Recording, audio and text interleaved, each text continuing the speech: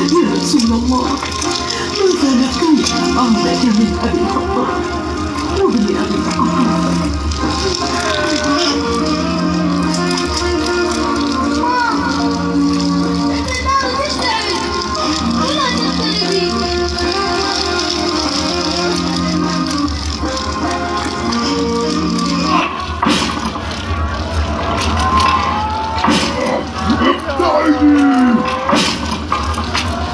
ابتعدي يا فاطمة، ابتعدي يا فاطمة. افتح الباب في هذا البيت، افتح الباب. افتح الباب يا فاطمة، إن الله قضى وحكم في الأمر وإننا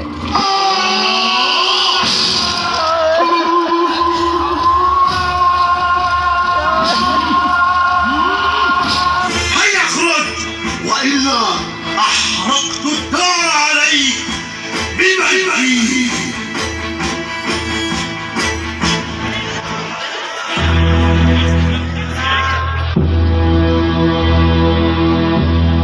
ما لكم يا قوم؟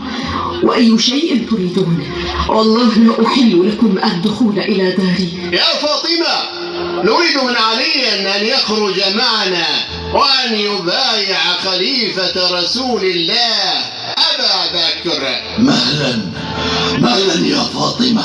ما تريد منا يا عمر؟ ما أريد؟ ما بال ابن عمك قد أوردك للجواب وجلس من وراء الحجاب؟ يا عمر، ما أسرع ما ادعيت. ما لم تكن بالأمس؟ ألم تسمع ما قاله أبي رسول الله يوم غديركم في حق علي وهو أحق منكم بالبيعة؟ وإن أبي لم يخلف أحدا إلا أبا الحسن، ولكن طغيانك يا شقي أخرجني وألزمك الحجة، وكل ظالم فاطمة إن لم يخرج جئت بالحطب الجزم وأضرمتها نارا على أهل هذا البيت وأحرقت من فيه، أو يقاد علي إلى البيعة. افتحي الباب يا فاطمة وقولي لعلي أن يخرج ويدخل فيما دخل فيه الناس، وإلا أحرقنا عليكم الدار. يا فاطمة بنت محمد، أخرجي من اعتصم ببيتك ليبايع خليفة رسول الله أبا بكر، وإلا أضرمنا عليك النار. يا بنت محمد، قولي لعلي أن يخرج ولا يرمي نفسه في بحر السيوف والرماح بعدما تمت الحجة بمبايعة أبي بكر. يا فاطمة، إن لم يخرج علي سنقيم عليه حدود الله بسيوفنا المشرعة، ويرضى بما رضينا بمبايعتنا للخليفة. بئس القوم أنتم، تركتم رسول الله جنازة بين أيدينا وقطعتم أمركم بينكم. يا عمر، أما تتقي الله عز وجل؟ أتريد أن تدخل علي بيتي وتحرق علي داري؟ نعم والله لنحرقه عليكم، فإن الأمة اجتمعت على رأي واحد ولم يبقى إلا بعلك علي، وهذا سيفي لا أغمده حتى يخرج ويبايع. ويحك يا عمر، ما هذه الجرأة على الله ورسوله؟ أتريد أن تقطع نسله من الدنيا وتطفئ نور الله؟ والله متم نوره ولو كره الكافرون. كفي يا فاطمة، كفي، فليس محمد حاضرا ولا الملائكة آتية بالأمر والنهي والزجر من عند الله، وما علي إلا كأحد من المسلمين، فاختاري إن شئت خروجه إلى بيعة أبي بكر أو أحرقكم جميعا. إلهي، أشكر إليك فقد نبيك وارتداد أمته علينا ومنعهم إيانا حقنا الذي جعلته لنا في كتابك المنزل على نبيك المرسل. لقد والله سئمت حماقات النساء وعلي لم يخرج. يا قوم، اجمعوا الحطب وضعوه على الباب، باب فاطمة.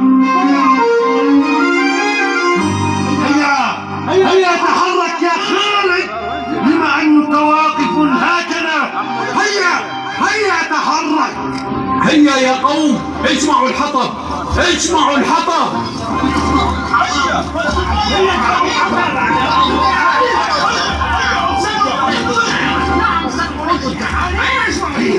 هيا ضعوا الحطب، هيا اجمعوا الحطب، هيا ضعوه امام الباب، هيا اسرعوا. يا شيخ ان في الدار فاطمه، وإن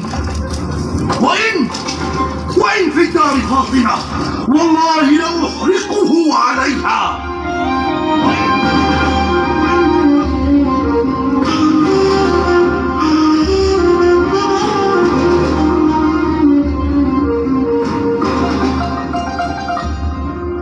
يا خالد بن الوليد، ويا سعد بن أبي وقاص، ويا عبد الرحمن بن عوف، ويا عثمان بن عفان، ويا قنفر، احرقوا الدار، احرقوا دار عليا، احرقوها بمن فيها.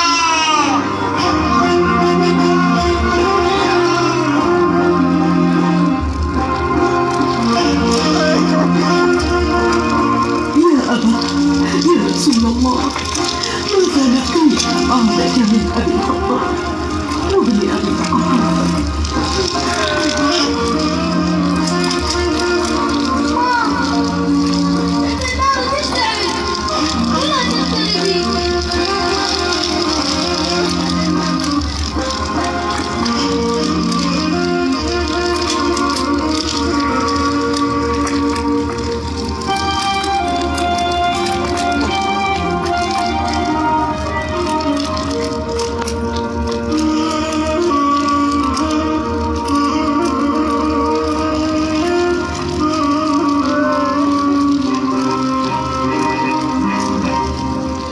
لا تبكي زينب يما لا تبكي.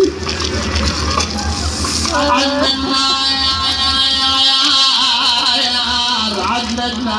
عدنا النار بعد خاف تشوين. لا تبكي لا تبكي يما النار ما تعرف صغير كبير بعدك عن جمر زينب تلحقين. لا تبكي لا تبكي.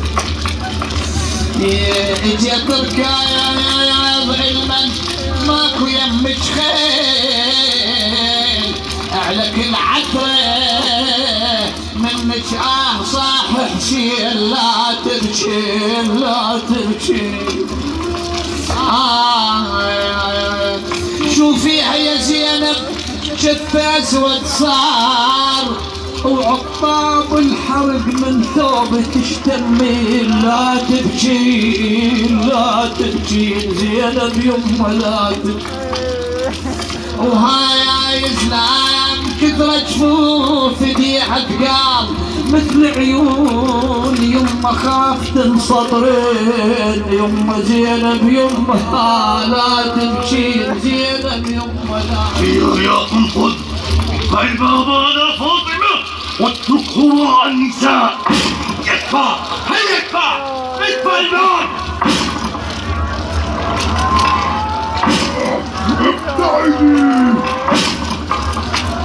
ابتعدي يا فاطمة، ابتعدي هيا يا فاطمة.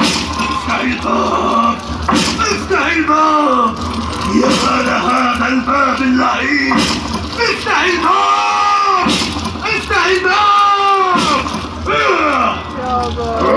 نشكركم الله وبأبي رسول الله أن تكفوا عنا وتنصرفوا.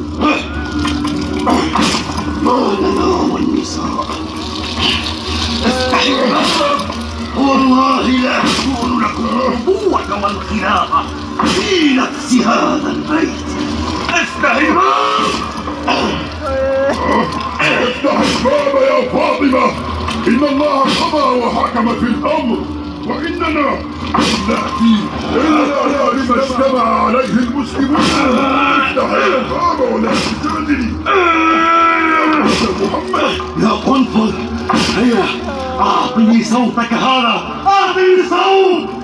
فوضعت فاطمة يديها على عضادتي الباب تمنعهم من فتح فأخذ اللعين الصاق من يد قنفذ وراح يضرب فاطمة على يديها. أين المنافق يا فاطمة؟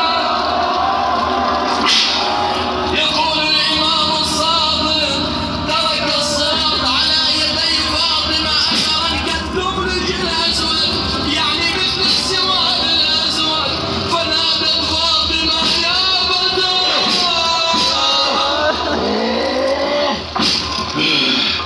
تنحى يا قنفذ، لا فائدة من ذلك. ابتعدوا يا قوم، هيا تنحوا عني فأنا لكم.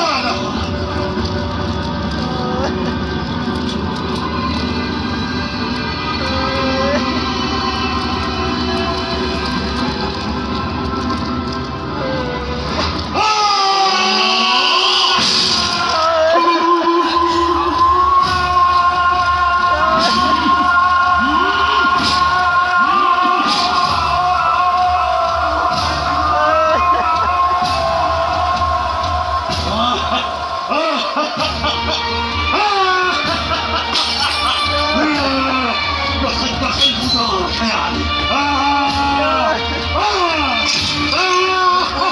اللعين لما دخلنا على فاطمة كسرنا الباب، لا ندخل بابها، أسندت ظهري للجدار فتبيع على الباب وصرت أتبع الباب على فاطمة.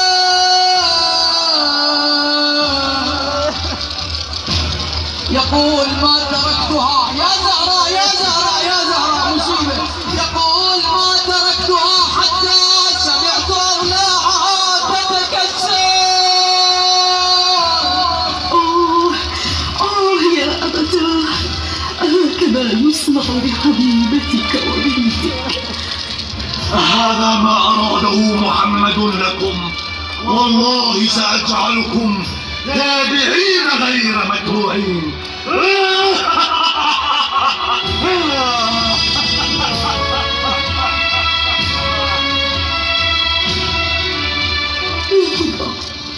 إليك فخذيني، فوالله قتل ما في أحشائي وكسر ضلعي ونبت المسمار في صدري.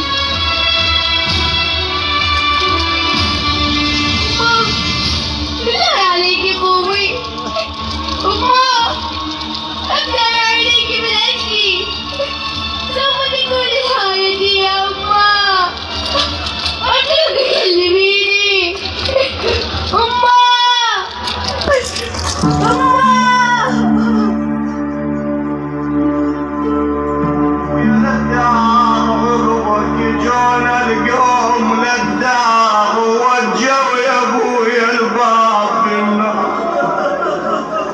ليهم قمت وانا بالاخمار، شوصاكم بين الهادي المختار. ضلعي ضلع انكسر ونصبت بسمار يا بسمار بسمار على عيني على عيني يمر النوم،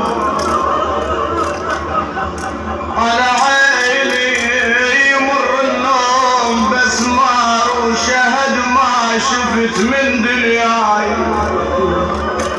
بسمار بسمار ابويا عليله عليله والضلع مصيور، عليله يا ابوي والضلع مصيور. بسمار انازع واجرع بكاس المني يا ابوي. يا شيخ، يا شيخ، ما الذي جرى؟ أخبرني بالله عليك، ماذا حل بفاطمة؟ ماذا فعلت؟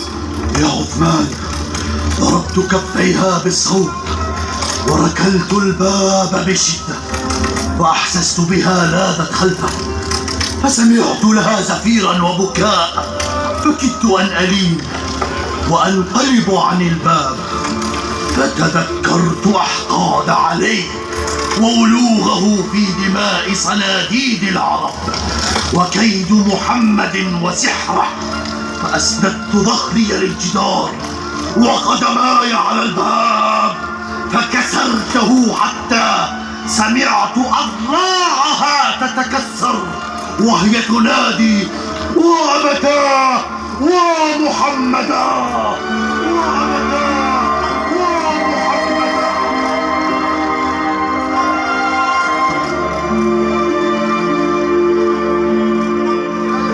تروح على مصيبة الزهرة. أبا عبد الله سيدي اشهد هذا المجلس، وين ما قاعد اريدك تتوه. عم لسان الزهرة هي تتوه وانت تتوه وياها. ايه قومك يا ابويا يا دولة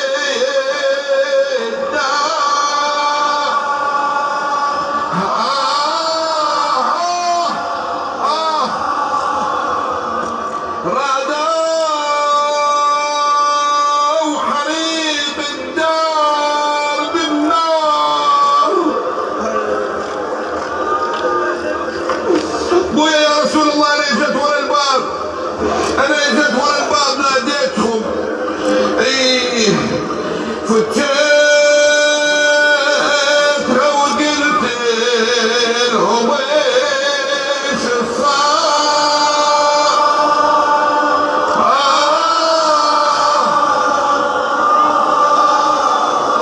يا ابوي عصراني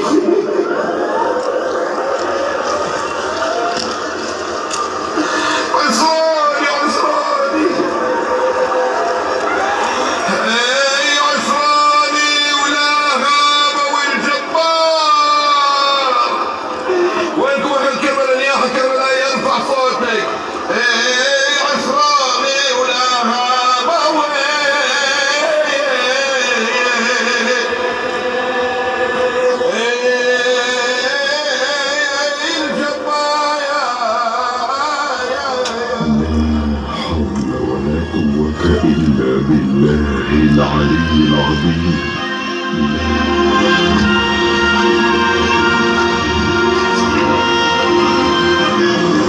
ماذا صنع القوم بك يا بنت محمد؟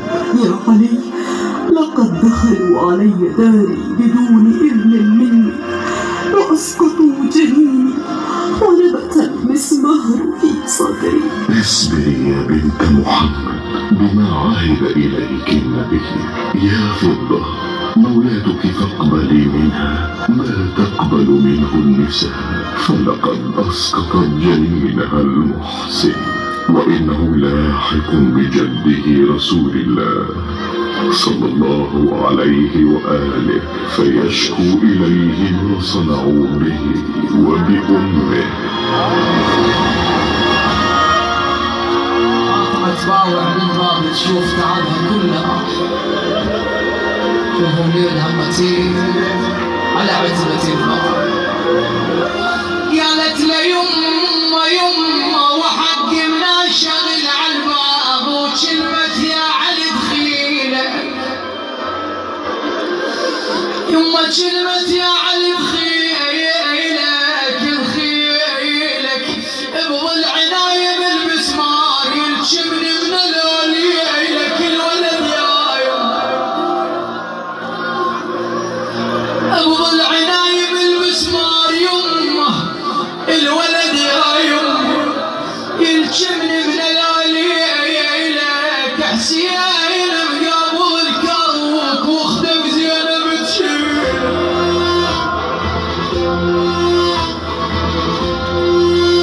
ويحكم بكم جرأة على فعل هذا بابنة رسول الله صلى الله عليه وآله. ويحك يا عمر.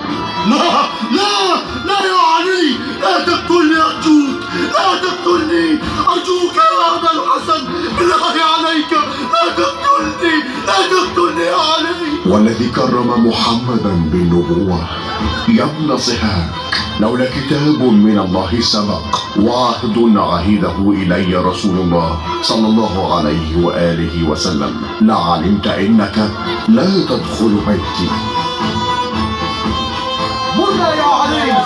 هيا مرنا يا مولانا، والله لنضربنها عليهم ولا يستطيعونه أمرا. قلنا يا مولانا بعمرك يا أمير المؤمنين. نعم والله الذي لا إله غيره، لنقتل دونك يا أمير المؤمنين. فداك نفسي يا مولاي، لنضربن بالسيف حتى نقتل. نعم أمرنا يا مولاي، أمرنا يا علي. كفوا رحمكم الله، واذكروا عهد رسول الله صلى الله عليه وآله وسلم وما أوصاكم به.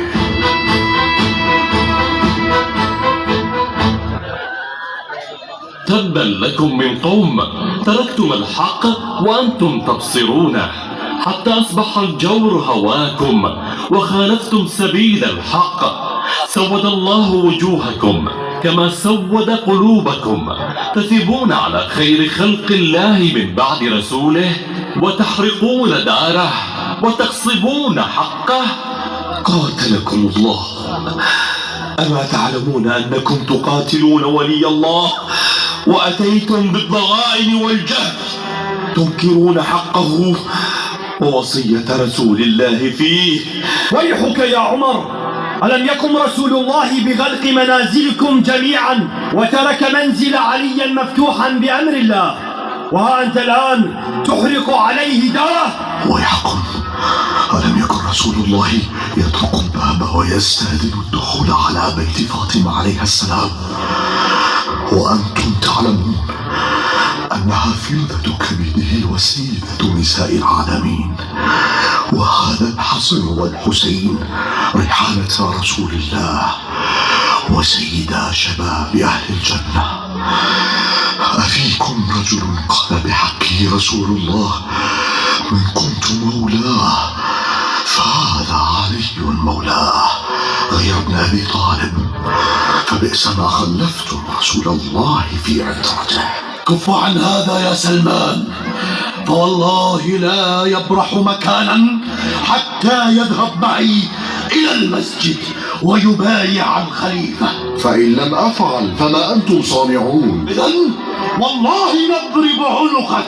كذبت والله، إنك لا تقدر على ذلك، إنك ألأم وأضعف من أمرك هذا. مهلا يا أبا الحسن مهلا، لا نجدد عليك ولا نكرهك، ولكن لا نريد منك أن تخرج علينا وتمتشق سيفك على خلافتنا. يا معشر المسلمين والمهاجرين والأنصار، أناشدكم الله، أسمعتم رسول الله صلى الله عليه وآله وسلم يقول يوم غدير خم من كنت مولاه فهذا علي مولاه؟ وفي غزوة تبوك يا علي أنت مني بمنزلة هارون من موسى، إلا أنه لا نبي بعدي. يا علي، كل ما قلت حق قد سمعناه بآذاننا وعرفناه ووعته قلوبنا، ولكن سمعت رسول الله يقول بعد هذا إنا أهل بيت اصطفانا الله وأكرمنا واختار لنا الآخرة على الدنيا، وإن الله لم يجمع لنا أهل البيت النبوة والخلافة. هل أحد من أصحاب رسول الله صلى الله عليه وآله وسلم شهد هذا معك؟ يا علي، لقد شهدوا كلهم بذلك. عمر، أنت يا عثمان، خالد، عبد الرحمن، سعد بن أبي وقاص، كلهم حضروا وشهدوا هذا الأمر يا علي. نعم يا شيخ، لقد سمعنا بذلك. إيه والله، لقد شهدنا ذلك. نعم يا علي، هؤلاء هم من أصحاب رسول الله وقد شهدوا بذلك. الله أكبر، ما أشد ما وفيتم بصحيفتكم التي تعاهدتم وتعاقدتم عليها في الكعبة إن قتل الله محمدا أو مات لتزون هذا الأمر عنا أهل البيت. أنى لك هذا يا علي؟ ما أطلعناك عليها. أنت يا زبير، وأنت يا سلمان، وأنت يا أبا ذر، وأنت يا مقداد، أسألكم بالله وبالإسلام أما سمعتم رسول الله صلى الله عليه وآله وسلم يقول إن فلانا وفلانة؟ نعم يا أمير المؤمنين، قد سمعنا رسول الله صلى الله عليه وآله وسلم يقول ذلك لك. إنهم قد تعاهدوا وتعاقدوا على ما صنعوا، وكتبوا بينهم كتابا إن قتلت أو مت أن يتظاهروا عليك وأن يصغوا عنك هذه يا علي. بايع يا علي، ودع عنك هذه الأباطيل. هيا بايع يا علي، ومد يدك إلى البيعة أو نقتلك ذلا وصغارا. إذا تقتلون عبد الله وأخا رسوله؟ أما عبد الله فنعم، وأما أخو رسول الله فما نقر بهذا. أتجحدون أن رسول الله صلى الله عليه وآله أخى بيني وبينه؟ أما والله لولا قضاء من الله سبق وعهد عهده إلي خليلي لعلمت أينا أضعف ناصرا وأقل عددا. يا علي لا تكثر، فإن خبر مبايعة أبي بكر الصديق لا بد أن يصل البلاد. هيا يا علي، اذهب معنا لتبايع خليفة رسول الله. ماذا تصنعون يا عباد الله؟ ماذا تقولون؟ ليست الخلافة حملا يبلغ مقصده على أي ظهر. هذه الخرقة التي تتقاذفونها من لسان إلى لسان ليست متاع تجارة اشتريتموه من البدو الرحال. هذه الخلافة أمانة في عنق من يصونها، وأحق أن تكون لسيف الله الغالب علي بن أبي طالب. ما لكم كيف تحكمون؟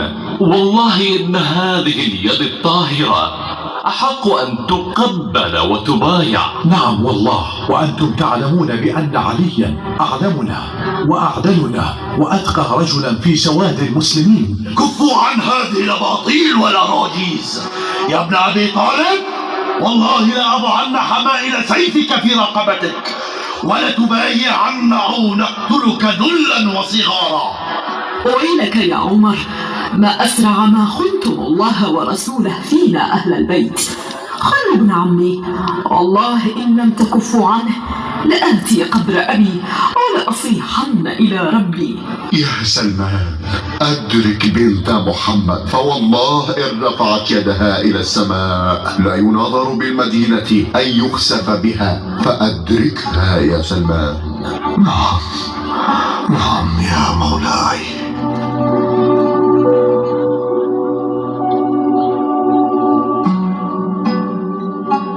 يا بنت رسول الله، إن الله بعث أباك رحمة للعالمين، فارجعي. يا سلمان، يريدون قتل علي.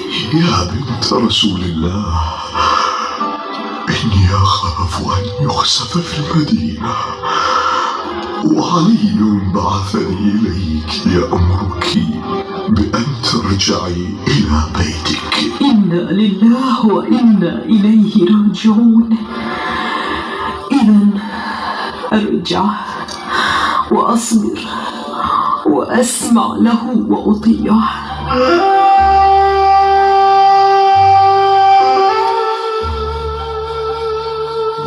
ارجع يا قنفذ إلى فاطمة وأوجعها ضربا بصوتك هذا. هيا ارجع.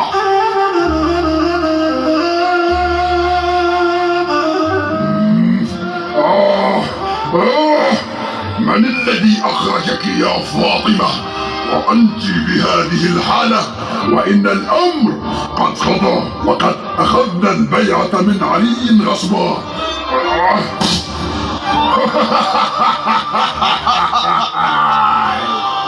يا شيعة يا موالين، قنفذ لك زعافر عن السماء. لم أقل لك يا فاطمة سنأخذ البيعة من علي؟ ورجع الآخر جعل يضرب فاطمة بالسياط حتى اسود وجهها. اضربه يا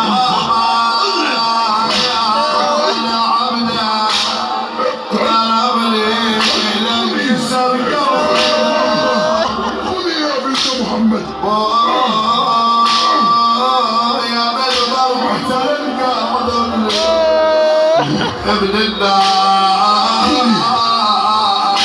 ما راحت حشامتي أين الصالحون وخاتمته يا قنفذ يا قنفذ كف عن الضرب كف عن ضربها لا تنهض يا قنفذ. الله